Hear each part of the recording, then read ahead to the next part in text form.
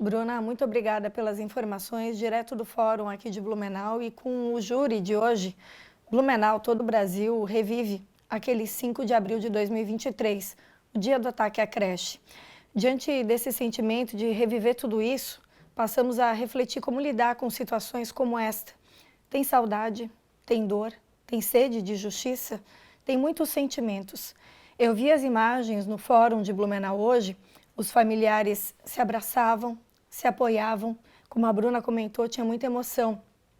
Mas eles estavam ali com tanta coragem para enfrentar esse momento e por isso nós convidamos a psicóloga Daniele Silva para conversar com a gente. Boa tarde, Daniele, bem-vinda. Boa tarde, Vanessa, obrigada pelo convite. Daniele, a gente está revivendo aquele 5 de abril hoje, né? Acho que todos nós lembramos o que estávamos fazendo no momento que fomos impactados por essa notícia de um ataque tão cruel aqui em Blumenau. Com esse júri de hoje, esses sentimentos retornam. Como que a psicologia pode nos ajudar a lidar com situações como essa? Sim, quando a gente fala de situações de violência como um todo, e uma violência específica como essa, a gente vai falar, Vanessa, sobre emoções. Então a gente vai falar do medo, né, da angústia, desespero, mas principalmente muita ansiedade. Né? Depois que aconteceu o ataque, ali vieram, né, muitas situações, muitas emoções, muitas notícias também, né? E o nosso organismo, ele tem uma defesa, ele tem um jeito de lidar com tudo isso, né? Então, existe aí muita ansiedade. Então, reviver, né, esse momento agora, né? Como você mesma falou, a cidade toda está sentindo isso, eu sinto também, né? Sinto inclusive o que eu estava fazendo no dia, lembro, né? Faz com que a gente tenha uma resposta ao nosso cérebro mesmo de luta e fuga.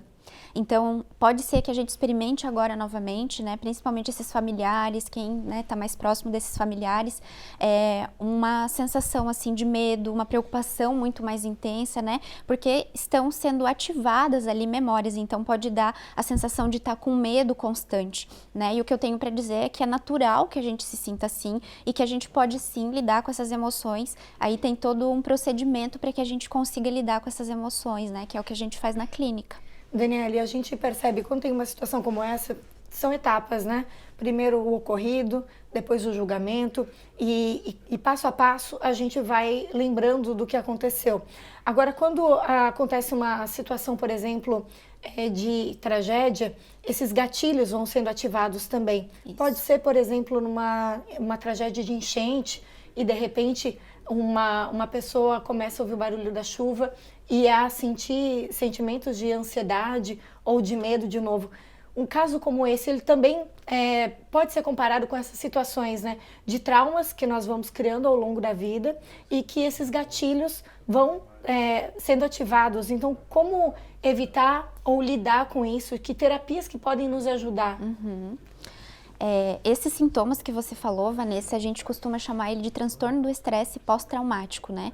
Quem passou por eventos, né, naturais aí, né, um enchente, alguma catástrofe natural, né, violências, o ataque à creche, tudo isso pode sim ser transformado em um trauma. Então, transtorno do estresse pós-traumático. Então, toda vez que a gente tiver, né, acesso a alguma informação, algum barulho, passar perto do local, a gente pode sim ser ativado ali e sentir muitas emoções, raiva, desespero, realmente sentir que está passando perigo ali naquele momento, né?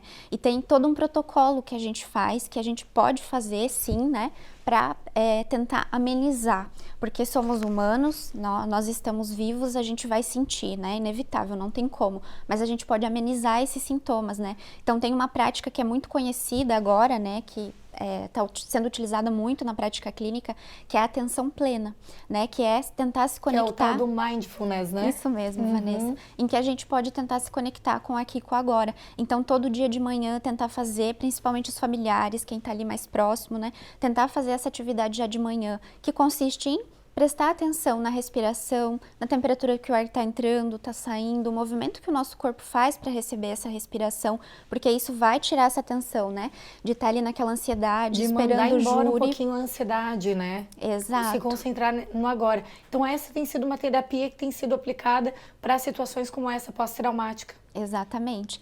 E aí, se a gente chega em um estado que às vezes tem um ataque de pânico, né, que é realmente quando a gente está com uma ansiedade generalizada, né, tô me aproximando da creche, por exemplo, tive um ataque de pânico. Aí é o momento realmente de buscar uma ajuda profissional, Vanessa, porque aí já está afetando, né, realmente o funcionamento, está com prejuízo no funcionamento social dessa pessoa. Então, precisa, sim, buscar ajuda.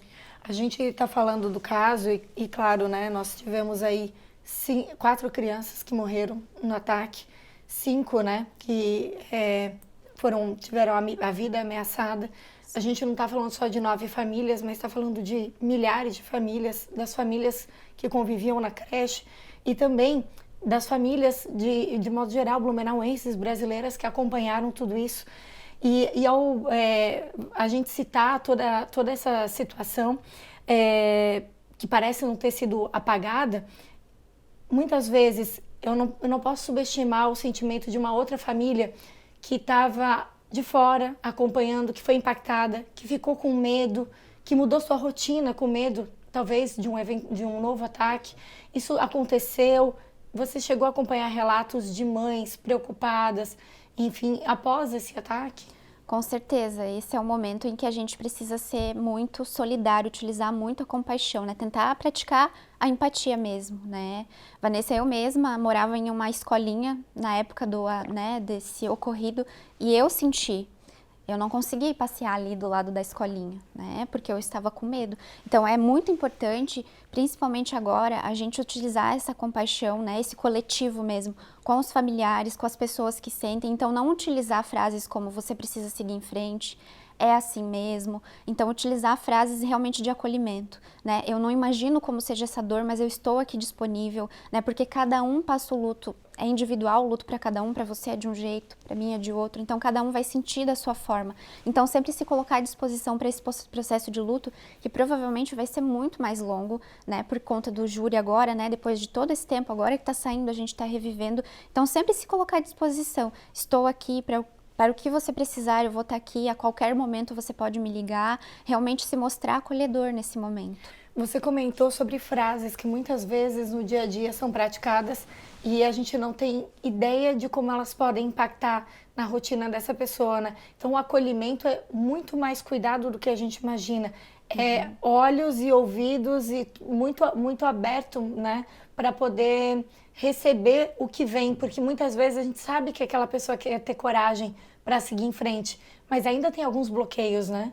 Com certeza, Vanessa, isso aí vai ficar marcado, né, no cognitivo, né, no cérebro, na história, no pensamento, nas emoções desses familiares e do coletivo. A cidade, o Brasil, sentiu essa dor, né, mas claro, com certeza para esses familiares muito mais. Então a gente precisa ter muito cuidado quando a gente vai conversar com uma pessoa que passou por qualquer tragédia, mas especificamente como essa, realmente de ter esse coração ali aberto, né, de prestar atenção, né, às vezes a gente não vai saber o que falar na hora, mas muitas vezes só a escuta ativa ali, prestando atenção e falando, realmente, não tá fácil, eu tô aqui com você. Às vezes um abraço, né, na nossa vizinha, às vezes um abraço na mãe da creche, já é o suficiente, porque só quem passou sabe como é, não tem como a gente imaginar, mas a gente pode se colocar à disposição sempre. Essas famílias foram assistidas por profissionais, né, da saúde, da psicologia, e a psicologia tem muito essa missão de fazer com que momentos como esse, né, possam ser, eu não diria contornados, né, porque eu acho que nunca a gente esquece situações como essa, mas que elas possam dar novos passos ou enxergar novas abordagens diante do que aconteceu. A gente está, Dani, no nosso Agosto Lilás, que é o mês de conscientização contra a violência, né, contra a mulher. E a gente já trouxe algumas entrevistas, algumas abordagens, e a violência contra a mulher é um outro tema que também faz com que esses gatilhos sejam ativados.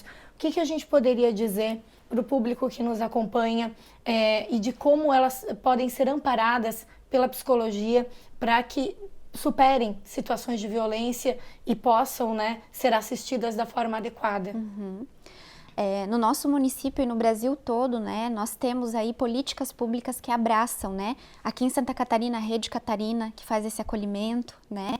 Existem aí o CRAS, né, que é o Centro de Referência e Assistência Social. Lá eles têm uma equipe, geralmente nesses aparelhos aí, CREAS também, eles têm uma profissional ali da psicologia. Em alguns, não em todos, Vanessa, existe também o apoio jurídico, né? Existe uma rede social que se chama Mapa do Acolhimento, que faz esse acolhimento para mulheres que passaram por violência. Então existem aí centenas de aparelhos que fazem esse acolhimento, que essas pessoas elas podem procurar sim, né? Podem procurar também organizações na cidade, né? Por exemplo, temos a Casa Elisa aqui, né? Eu mesma faço um projeto com mulheres, né? Que não têm acesso à terapia e podem, né? Se juntar em um espaço aconchegante para poder falar dessas violências, né? Me coloco à disposição. Então, existem formas da gente poder olhar para essas dores, para essas violências que a gente passa, sim, com a psicologia, né? Talvez não naquele processo individualizado, né? Mas em grupo, coletivo, ele salva a gente, o coletivo. A gente nem queria poder noticiar, né, casos de violência contra a mulher e muito menos violência contra crianças, como a gente viu no ataque da creche, mas a gente quis mesmo fazer essa reflexão, proporcionar que você também em casa, diante de tudo que foi noticiado, desde o balanço geral até o Tribuna do Povo, com detalhamento do julgamento, tudo que está acontecendo, a nossa equipe está ao vivo o tempo todo lá para trazer informações detalhadas mesmo do que está acontecendo. Alguns julgamentos já aconteceram na parte da manhã, a gente está acompanhando aí delegado, testemunhas, a parte da acusação falou muito pela manhã, e a gente, ao mesmo tempo que acompanha essas notícias, né, Daniele, a gente também vai tentando fazer com que as nossas feridas, as cicatrizes também possam ser, de alguma forma, né, amenizadas, enfim, com isso, porque a gente não quer mais ver situações como essa e nem acompanhar julgamentos como esse. Mas isso traz à tona todo esse sentimento. Então, assim, para a gente fechar, Daniela, o que a gente podia falar para o nosso público que está hoje, desde cedo, acompanhando essas informações do júri, esse júri que é tão esperado aqui na nossa cidade, um julgamento tão importante e que tem essa mescla de sentimentos todos. A minha dica é que quando a gente olha, a gente visualiza, né, essas imagens, né, o júri ali, a pessoa sendo condenada ali, tudo isso volta lá para as nossas emoções, faz com que a gente tenha muita ansiedade. Então é um momento de autoconhecimento. Então se eu sinto que está muito pesado, eu passei o dia todo checando essas informações, precisa dar uma pausa. Precisa dar uma parada ali, beber uma água, como a gente conversou no início da entrevista, fazer uma atenção plena, fazer uma respiração, ligar para uma pessoa que confia, né? No final do dia, talvez dar uma checada nessas notícias novamente, mas tentar não pegar esse excesso, né? Muito assim, para quem, claro, está passando por uma fase ali mais ansiosa, né? E quem dá conta, né, de ficar ali nas entrevistas, de ver, né, todo esse processo que a gente está acompanhando aqui, realmente tudo bem, é importante a gente acompanhar isso, né? Tá se fazendo justiça, mas fazer realmente esse cuidado, né? Falar com familiares, né? Buscar realmente esse acolhimento, falar como está se sentindo no dia, se tem alguém que confia muito, buscar essa pessoa, mandar uma mensagem. Hoje a gente tem a rede social, né, a nosso favor, tem a ligação de vídeo, então se tem um familiar que está sofrendo, faça uma ligação de vídeo, pergunte como ele está, se precisa de alguma coisa, se precisa que leve um lanche para esse familiar, porque às vezes é necessário até se colocar à disposição assim, precisa de um almoço, as mães, porque realmente é um momento muito difícil. Então a palavra, acho que da entrevista hoje use muito o acolhimento hoje, busque o coletivo, busque as pessoas que você ama, que você confia para estar perto nesse momento. Daniele, muitíssimo obrigada pela sua presença aqui no Ver Mais. Daniele Silva, psicóloga, que nos ajudou com essa reflexão, trazendo um pouquinho aí da área da psicologia, para a gente entender tudo o que está acontecendo, né, na factualidade do dia e as notícias que vêm à tona dia a dia, especialmente essa de hoje, para que a gente também consiga assimilar tudo isso hoje. Obrigada, Daniele, pela presença mais uma vez.